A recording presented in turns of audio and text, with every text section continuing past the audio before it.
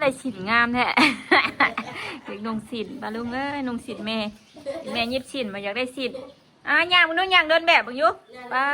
ตัวย่างไปพูดอีกว่านี่หันหลังปลาตัวจะอยากไล่แหงบ่ลูกไม่ใช่ไปใกล้แล้วไปตัดมือเจ้าได้บ่อัดอยู่เป็นยังดอก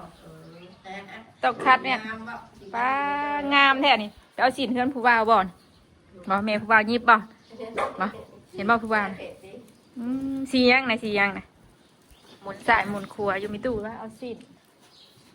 ตัวนั้นของไม่จ้อยตัวน่ะนี่คือของไม่จ้อยให้มีตู้ผืนหนึ่งใช่บึ้งให้ปลาลุงมึงเนี่ยกวนให้ปลาลุงอย่างเมืองอีหล่านุ่งสินงามนะย่างไปพ่อนอะไรสินงามพ่อนอะไรเพิ่นพ่อนชื่อว่าพ่อนในวัดนะให้แม่นุ่งบ่แม่นุ่งว่าบ่ได้แม่สินุ่งเนาะมันถิ่มโตได้ไหมสินนั้นมันถิ่มโตมันนักกว่าของเจ้าได้มันเป็นชิ้นนุ่มตัวแล้วมันมอนสิมีตัวนะฮาวายช่างจีขาวกับเจ้าอ่ะเขามีคนเบื่อดูฮันเม่ตะกี้เนาะมีคนเบื่อบ่ตัวนั่นแล้วขาวกับเจ้าป้าตัวนุ่งตัวนี้บ่วันนี้นุ่งตัวนี้บ่ตัวนี้บ่วันนี้เอาบ่งามบ่ตัวนี้นะนุ่งตัวนี้บ่บ่ตัวนี้บ่นุ่งตัวนี้บ่ตัวไหนตัวไหนล่ะงามแท้นี่มาสิไปดองบ่นี่น่ะบ่ลูกมาสิไปดองบ่นี่ให้นุ่งสินงามเป็นครั้งแรกเลยนี่ได้เราอยากได้ตลอดเลยค่ะยังมีโอกาสอะไรไปรอตลาดซื้อสินงามให้อยู่จะอยากได้แห้งบ่ลูกจะอยากได้แห้งบ่นี่สินหน่อยมาพื้นมาตัดสินนี่นุ่งไห้บัดมันบัดคือว่านั่นโพดสินนั่นมันเบิดแต่ว่าสินมันมื่นในกินนะแม่เพื่อนจ้ะนะแทกเลยนะแทกตีเลยนะถ้าซื้อสินเฮาซื้อมาตะกี้นะใส่แว่นอีกบ่บ่ดีป้าหนุ่งสินใส่แว่นติเฮ้ยป้าโต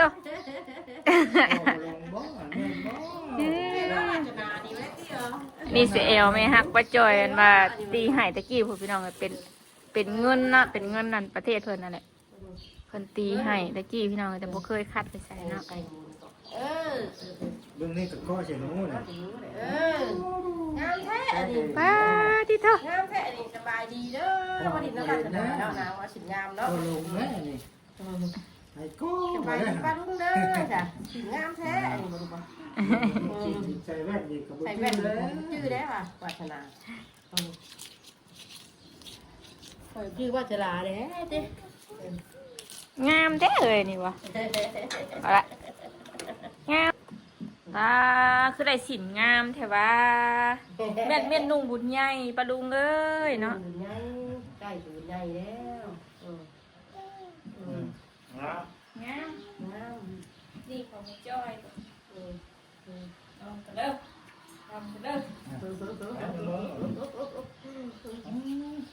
ใส่แว่นก็เลยเนาะคนจะใส่ก็เด้อใส่แว่นบ่นะใส่แว่นบ่นะว่างามแล้วเห็นพุ่งบัดงามแล้วบัดเห็นพุ่งก็งามแม่ก็งามบัดอีกพุ่นได้ก็รอดบ่ดิ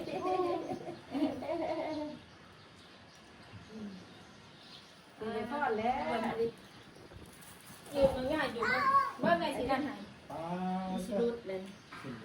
ตั้งมือไหนวะมือขายตัวนี้200,000กับ300,000 200,000เท่ามี100,000เท่า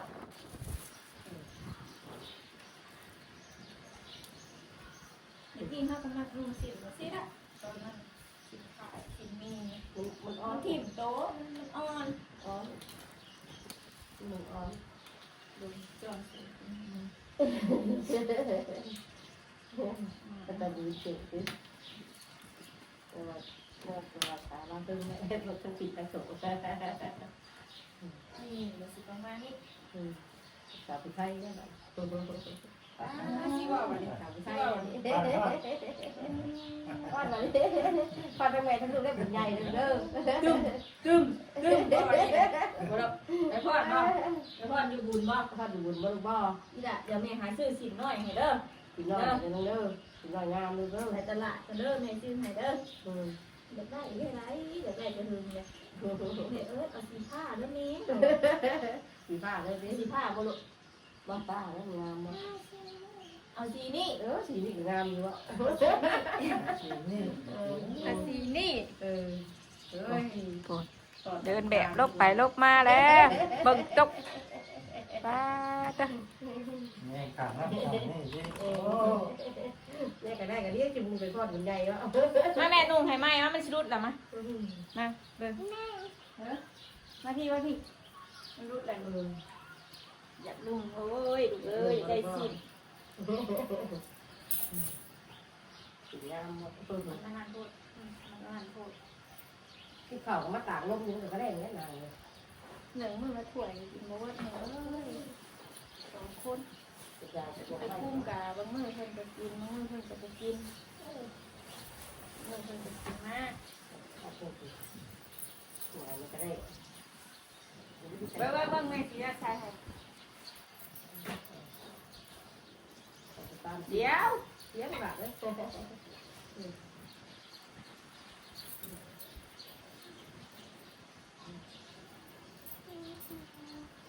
มาสิคัดเสียวทองให้เสียวทอง เจ้าขุนยาวเสือ อ้าวยังอยู่บ่แม่ นั่ง ตัดเอาใจโตสิพี่ มันเขากันนะอะไรอย่างเงี้ยเขาเสือ จะมีสีเขียวบ่ บอกมันไม่สีเดียวสีทอง เบิ้งน่ะเดียวก่อนเดี๋ยวแม่เฮ็ดให้นะลูกเดี๋ยวอย่าเพิ่งเก็บบ่ได้จะยืดลงไปเก็บแต่มันล้น ลายใหญ่มึงกับมาอะไรทำหนา เดี๋ยวจับเนี่ยก่อนจับ จำได้ก็เลยจำได้เรื่อง เด้อเดี๋ยวแม่ใช้ให้บ่ต้องห่วงหรอก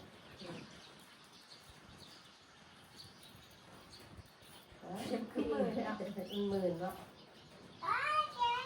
ไปหัดมือเราดิ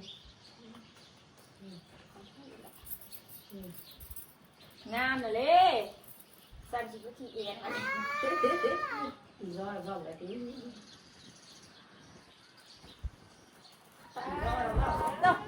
นั่งเด็กก็งัดเจ๊นี่ทักเจ๊เลยอ่ะ สบายดีบัดสบายดีงามเด้อเป็นลูกเป็นแม่ยิ่งดาวน่ะ ก้อนลึกแน่ สบายดีงามเด้อบัดนี้ ได้จิงงามมาจะไหนได้จิงงามเนาะเนาะอยากก็ไปตู้เนาะเก่งๆอันนี้ สิแม่อ่ะพ่อมึงอยู่นี่พ่อสิอยู่มันเป็นสาวลาวเลยพ่อมึงอยู่ ใส่แว่นกันที่พ่อหนึ่งได้ค่ะอีหลานใส่แว่นรู้บ่ อ่ะพ่อมึงอยู่เป็นสาวลาวเลยพ่อเห็นอะไรคือเพิ่นพ่อน้ำบ้านน้อยอ่ะนะลูกคือเฮาไปบุญมื้อนั้นได้เพิ่นพ่อเนี่ยได้เพิ่นเฮ็ดอะไรเฮ็ดสิบ่เฮ็ดอะไร เป็นตู้กินนะพี่ แล้วพ่อให้ประตูเมืองแน่เพิ่นเฮ็ดจังซี่สิหรอกตู้เอ้ยสิหรอก ไ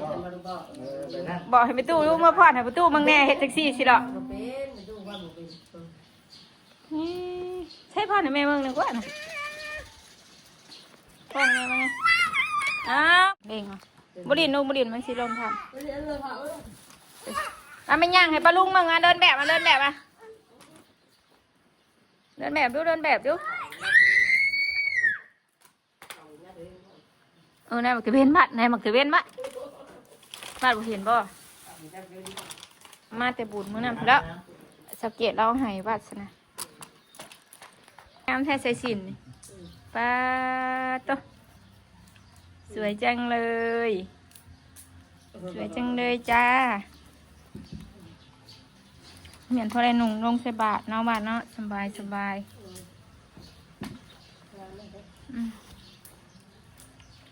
อย่าเฮ็ดลูกหลานมันทับตีนนะฮะมาเราบ่อยาก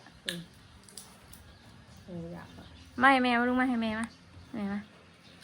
โอ้พอดไปบ่ไปประกวดพอดไปบ่ตูเฮือนอาทองแม่ประตูเฮือนเฮาก็ลมพัดเนาะอย่าไปใกล้เลยลูกเด้อไปใกล้เด้อ ลมชัด บ่ได้เอาสินนั่นแม่จอย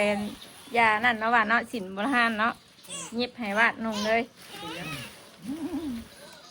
ช่วงนั้นหาคน เอาต้องกับบ่คับไว้ไปทางอื่น บ่คัดหมอมีแนวคัดแม่นแจก แก่แล้วขอเนี่ยเนาะ โอเคห้างนี่เลยแล้วบ่ไม่ได้ก่อนนี่แล้ว น่านรุดบะนี่ยังไง ถูกแล้ว อ่ะพอดมานี่พอดมานี่พอด พอดละพอด อืมได้เสืองามมันพร้อมบ่บะนี่บ่ งานมันพอ เอาเสืองามมันพร้อมบ่มาอยากใส่ไปลองบ่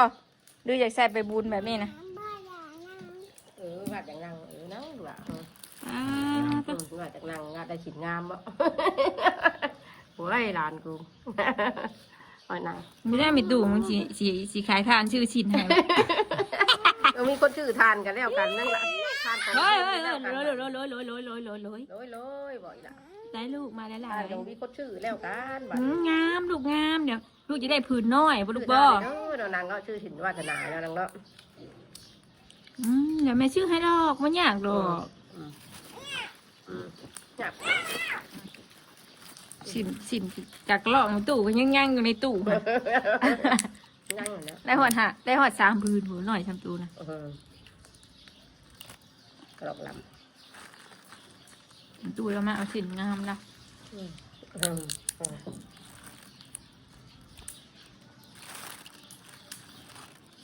มาเลยมาลำมาลำเนาะ ต้องไปบ้านมาเลยนะ งามหอดก่อนเจ้าอีกร้านเจ้ามายังพุก นี่สิรถมันแล่นแล้วได้มันมาลำคำตัวหนึ่งเดี๋ยวคำความมาพี่ได้เหมือนประจอดอยู่เขาต้องหันกันแล้วลุกขึ้นเมื่อ งูไงกับไว้ผ่านี่หมักมูบ้านเขาเองเนี่ยแล้วเนี่ย หวานมันแดงนะ ฮะ แดงครับ บานบ่ หวาน ย่างไหมสินงามได้บัดนั่งบัดเนื้อแรกเลย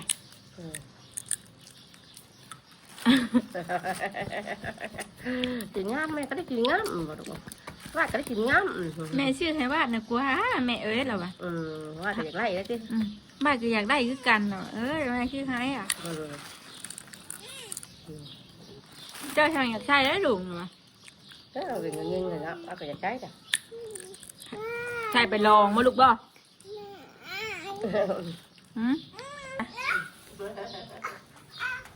เบิ้งแม่ใช่ฮะอ๋อตัวนี้ยังงามนี่มึงแน่ค่ะนะป้าตัวนั้นมันมื่นลูกตัวนั้นนะสินมันมื่นมันบูยูตัวนี้นะเวลาวาดนองอันบูยูสินโบฮันบนห้องนะมันต้องมีหัวกอยดุนยายิบเห็นป่ะแล้วต้องเอาผ้าขาวยิบใส่ตลอดอันนี้ก็ผ่าขาวคือก็แต่มันเป็นผ่าน่ะสีดำสีดุนฉินยาแล้วไงเขาเด็กกี้มีแต่หัวกอยได้เราเอาให้เขานะมีแต่หัวกอยแบบหัวกอยเป็นผ่ายขาวนะบัดเอ้ยบดินลูกบดินมันมืนแม่บนุ่งแล้วเบิ้งไม่ยังเอามาชินุ่งให้เบิ้งมะอุ้ยเนาะชิมในตู้ตัวนั้นลูกชิมในตู้ตัวนั้นฮะล่นแล้วเก็บให้ตู้ไหม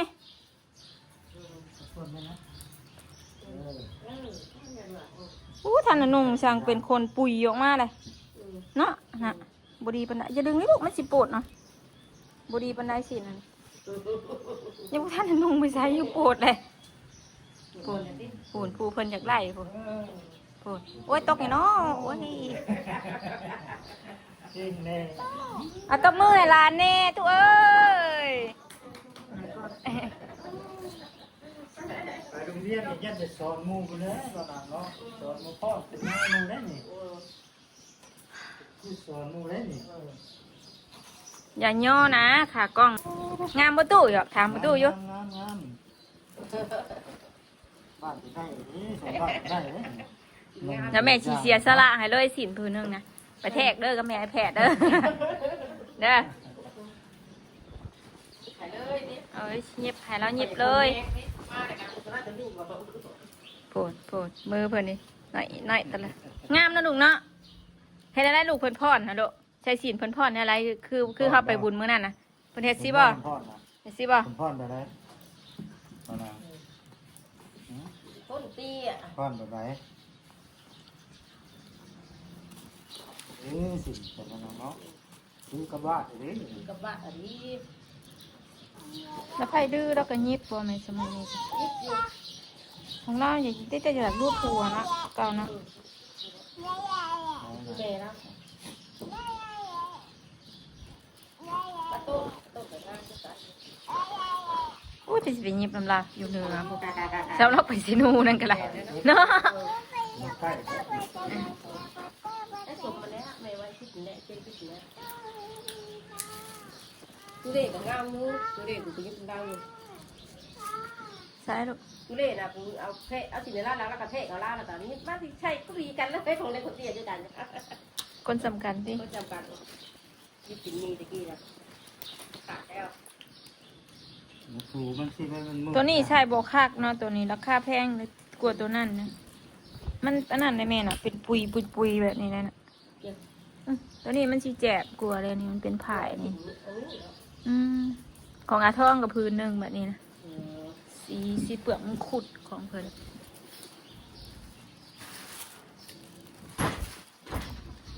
แกะแล้วลูกแกะจับเจือลูกเด้อ แค่เป็นอยู่ ไปว่านาน้ำตู้นะตู้มารับเอาไปหน้าได้นี่นะ ไปบ่ ไปไหม ไม่ไป บ่ไปกับบ่ไป มือไรบาดอยากไปบาดสิไปเด้อพอตู้เด้ออย่าบอกพอตู้ไหมบอกไหมมือไรบาดไปบาดสิขี่รถถีบไปผ้ากับแม่เลยจ้ะมือคนอยากไปไปหน้าตู้นั่นไปกับแม่เตรียมแม่มก่อนไปมันคนอยากไปเลยนี่นะแม่คิดว่านะอันนี้มือต้นบ้าก็ได้ตัวนี้นะอยากช่ำเนี่ยแหละ นะงั้นใช่ บ้านหมากยังบ้านนี่บ้านหมากยังอันนี้หมากยังอันนี้หมากยังอันนี้หมากยังบ่เคยเปล่าเลยทำบ่เคยบ่หมากซาลี่บ่แม่นหมากซาลี่เด้อหมากซาลี่ ตู้ยังบ่จักกันก็ตื่นเต้นกินเยอะ บ้านอันนี้ยังบ้านยังจอกน้ำจอกบ่เนี่ยนะแม่นบ่ จอกน้ำสิ จอก ทั่วไม่ว่า หมากพร้าวดิอันนี้ได้ฉันในยังฉันนี่นะในยังนี่บ่ ใช้หมอกเว้นแล้ว บ่ในยังในหมักเบนอย่ากินลายเด้อแกะที่ลูกแกะเอานี่บีบเอานี่นี่บีบชดมานี่นี่บีบชดมานี่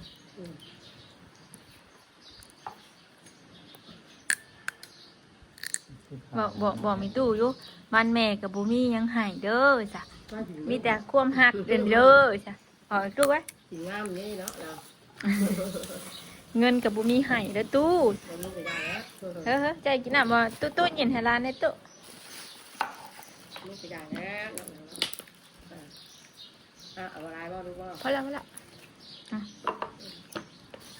กินได้ใส่นี่แล้วกะมันเด้อใส่นี่กะมันนะนะครับไปถอกทีม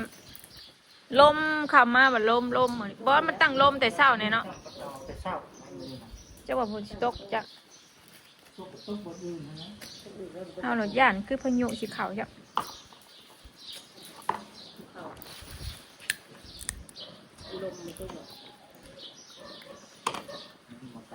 มาเฮาไพ่บัด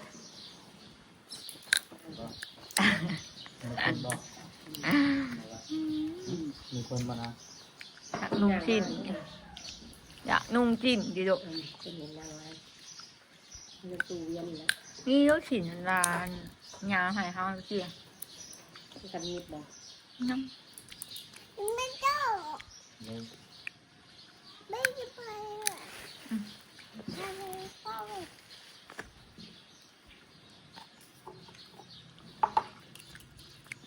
ดอกไม้แบบแดงหนึ่งที่เลยจ้ะเป็นนุ่งเลยลาดงงูลาดงงู จอยที่ไหนที่นี่นะที่ผ้าลุงต้องคัดเอวเลย มันหมื่นนะ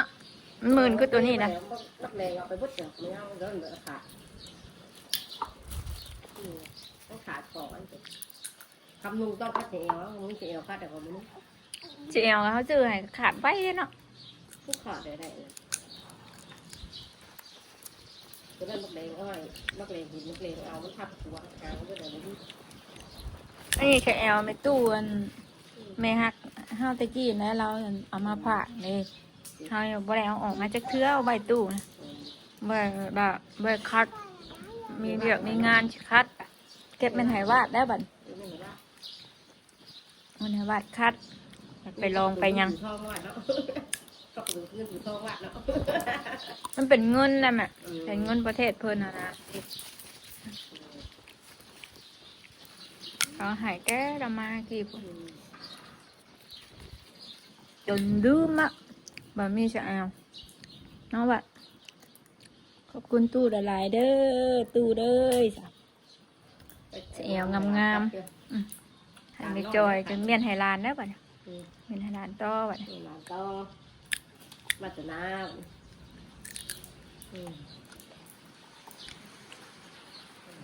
ำ แท่บ่ลูก ฮะไปทั้งตู้ก็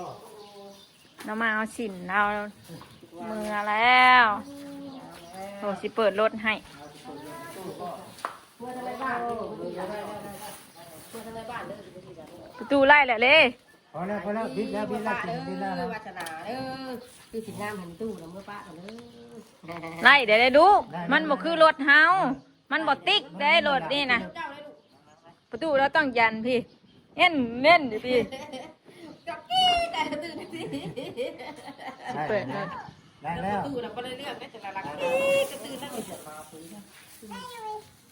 เลย ตู้เมื่อคนเด้อวันนี้เด้อ จักมือใดสิถึงเด็กเนาะว่าเนาะซื้อคันใหม่ให้ตีนมันไม่เอาขี่นะมันไปแต่ย่านจ้ะ เดี๋ยวนะปล่อยไปเลยนี่นะมึงทำชื่อใช่ไหมเนี่ยนี่นะการไปกู้ จะปะก็เลยด่าเลยว่าไม่พอหัวไม่พอหัวบ๊ายบายสิด่าได้ไปหน้าไม่ตู้เด้อมือใหม่เด้อ โอเค หลานใหญ่ไวๆลูกเด้อ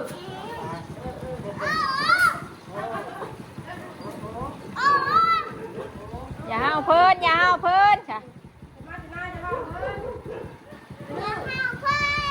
จะหาไป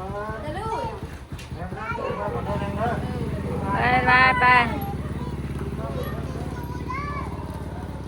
เมื่อแล้ว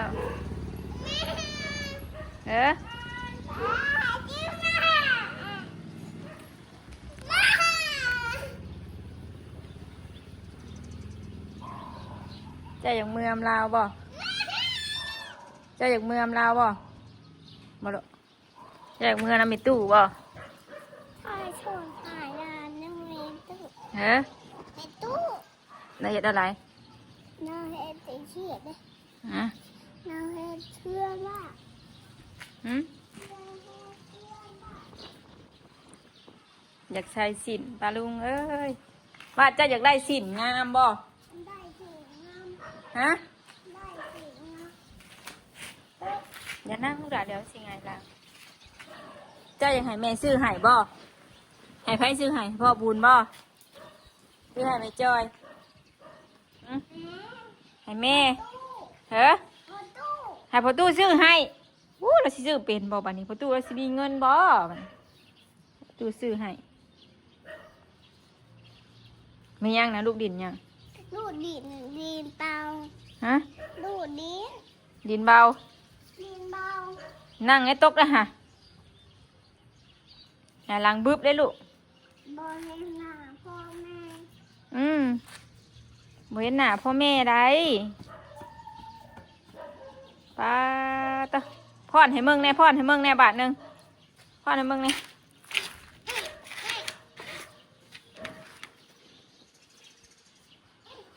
ต้นไม้ไม่จอยกันล้มไปสิดอกใบมันอยากสอดกันแล้วแหละอยากหักอยากทบไปเลย แม่อยากดินไง ดินมันเจ้านะแข็งบ่ แข่งเยอะ บ่ได้อ่อนบ่ มัน ตัวหักทิ่มประตูทิพดินนะทิ่มประตูทิพเปล่าคือพอใส่เกิบดูใส่เกิบย่างมึงดูหางามจักป่าว้าใส่เกิบสวยกว่าตั้งเยอะเลยสวยมากๆเลยค่ะสวยจังเลยสิไปใช้นั่นนั่นมิ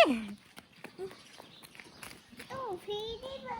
ฮะ พี่น้อง พี่ไซตู้เราเมื่อแล้วมีตู้นะเอาขึ้นเทิงไปเทิงเพื่อนไป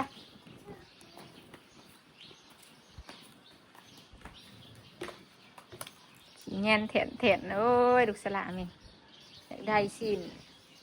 อยากใช้สินปลาลุงเอ้ยเก็บสินให้แม่นะลูกเก็บสินให้แม่นี่เขาในป่ะ ทำให้ย่า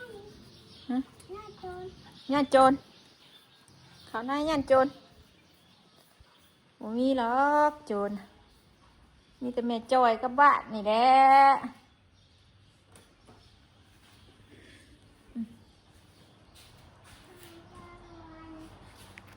ใช่หมดนะหมดทีวีเลยแกบ่สินนะลูกแกบ่สินนะไม่แม่แกเห็นไหม บดแก้ บอกแก้ลูกชีนุ่งนั่นบ่นุ่งสินปะลุงเอ้ยนุ่งสินงามอยากได้สิน แก้ บัดลงทูจ้าก่อนเด้อถึงใส่สินเด้อบัดลงใส่บาทเด้อลูกเด้ออีหล่าอยากได้แห้งบ่ได้แห้งลงทูจ้าบ่มาแม่แก้ให้มาทูจ้าแม่ก่อนแม่สิเปิดให้นี่บายดีลูกบาทลูกบาทคนงามของแม่เอาทูจ้าไว้บอกเก่งซ้ำไป